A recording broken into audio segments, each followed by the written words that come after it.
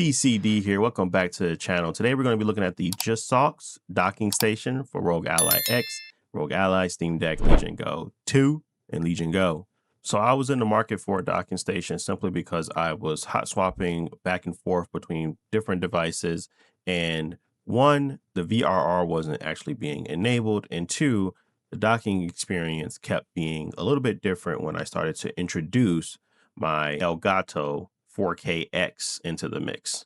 So the point of the purchase for me was to buy a docking station that worked well with all of the new features like auto low latency, like HDR, like VRR.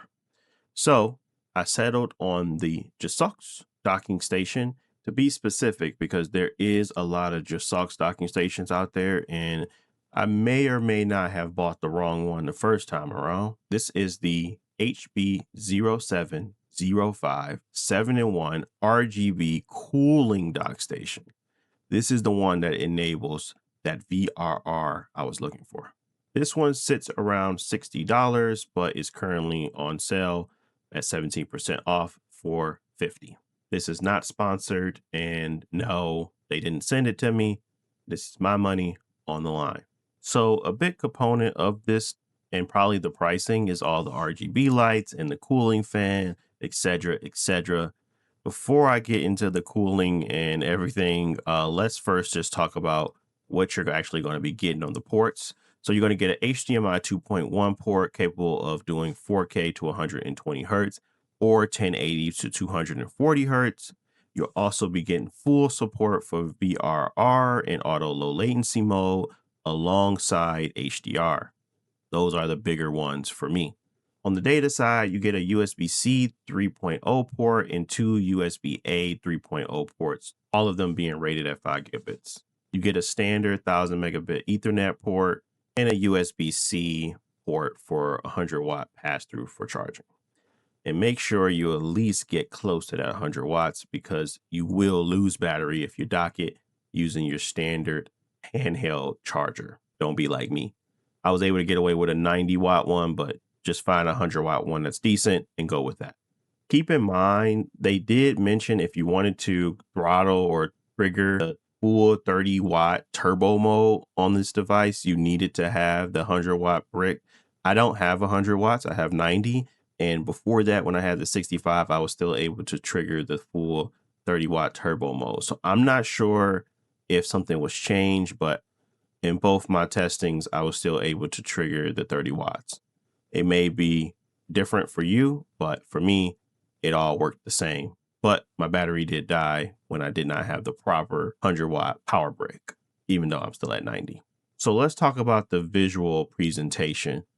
Probably the most least interesting thing for me. I don't really care about it, but if you are someone that likes the dock experience that looks good, boy, do they have some RGB lighting for you. So they're going to have a bunch of different modes for the RGB lights, as well as on the fan. You're going to get a pretty nice light show if you're really into that.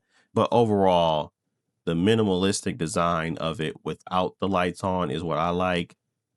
I do like that they did not hook the dock like they did the previous versions for the Steam Deck. I actually prefer to not have it stand up and lay down for my content creation.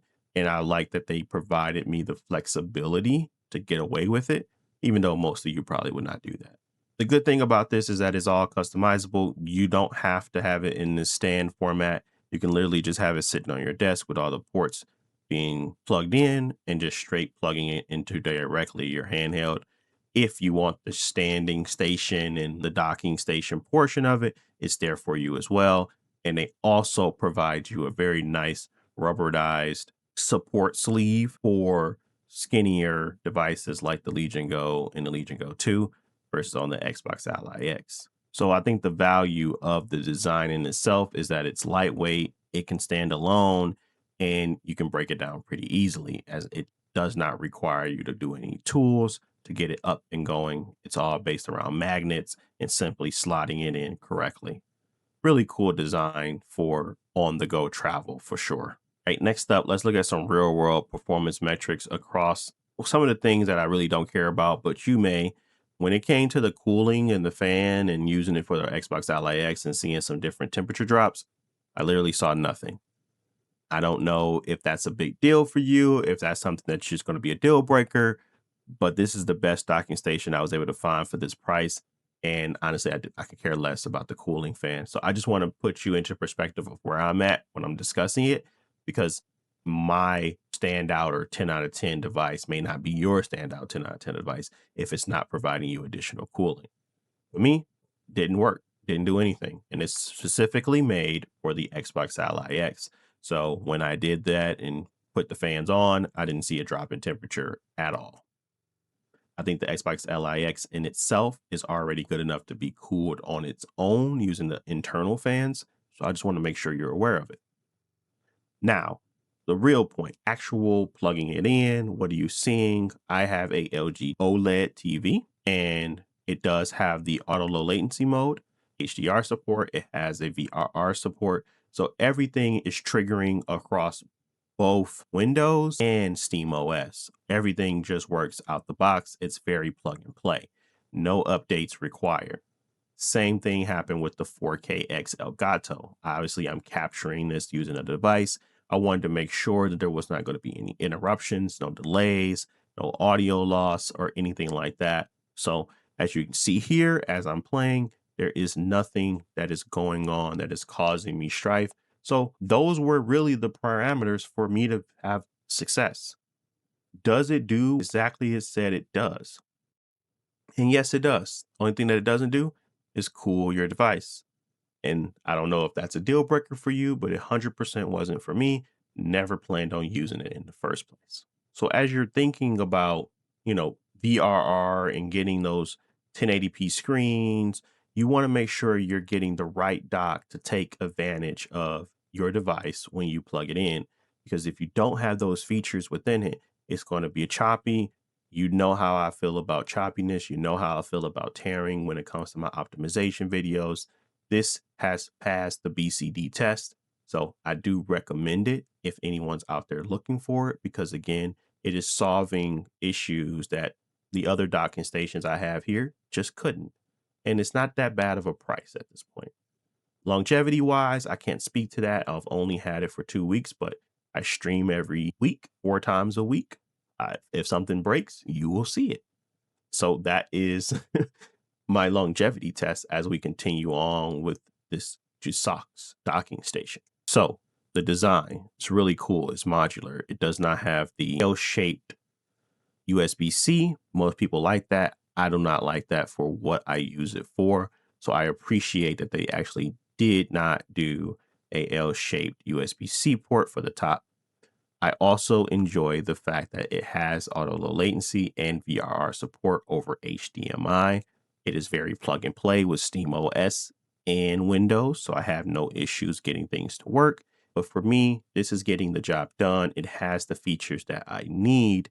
It is very portable. If I ever need to take a docking station on the go, this is an easy one to throw in the bag and forget. So with that, I say purchase. If you feel like you have any horror stories with this company or anything like that that you feel like you need to get off your chest, leave it in the comment section below for the community, as I don't want to present something that may have flaws down the line. But as of now, I don't see those. All I see is a great device that's worked very well for me. The one thing that doesn't really matter, and that's that cooling fan. So all in all, good purchase, but let me know if you got any horror stories in the comments. Thank y'all for watching. As always, if you enjoyed the content, don't forget to like and subscribe. Like I said, I stream 4 days a week, have about 200 or so optimization videos already posted on the channel. So go ahead and take a look and let me know what you think. Thanks for watching. I'll catch y'all in the next one. Peace.